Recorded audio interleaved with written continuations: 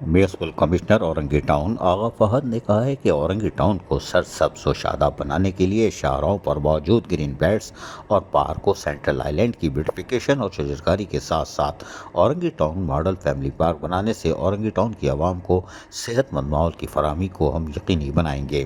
ان خیالات کا اظہار میونسپل کمشنر اورنگی ٹاؤن آغا فہد نے متعلقہ افسران کے ہمراہ نشان حیدر سے صابری چوک تک Orangi town model family park کی بیوٹیفیکیشن کے جاری کاموں کا معائنہ کرتے ہوئے کیا۔ اس موقع پر میونسپل کمشنر آغا فہد نے کہا کہ پودے ماحولیاتی آلودگی کو ختم کرنے کے ساتھ ساتھ ماحول کو خوبصورت اور صحت مند بنانے میں معاون ثابت ہوتے ہیں۔ Orangi town model family park کی تعمیر سے اورنگی ٹاؤن کی عوام کو صاف ستھرا اور صحت مند ماحول کے ساتھ ساتھ خواتین کو پرفضا ماحول اور بچوں کو کھیلنے کودنے کے مواقع میسر آ سکیں گے۔ ہم اورنگی ٹاؤن کو جلد ہی ماڈل ٹاؤن بنائیں گے۔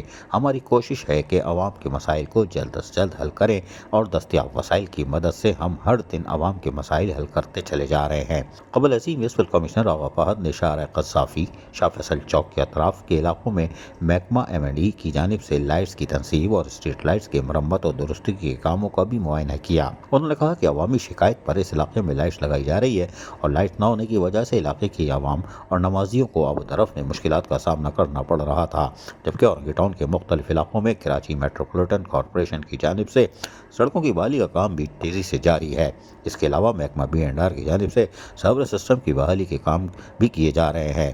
میونسپل کمشنر آغا فہد نے مختلف یونین کمیٹیوں میں نالے کی کلوٹ یعنی پولیوں کی مرمت کے جاری کام کا بھی معائنہ کیا۔ عزیز عارف، KBS بلدیاتی نیوز کراچی۔ ایسی ہی خوبصورت ویڈیوز فیوچر میں حاصل کرنے کے لیے ریڈ بٹن پر کلک کر کے اور بیل آئیکن کو پریس کر کے ہم سب کے سبسکرائبر بننا مت بھولیے۔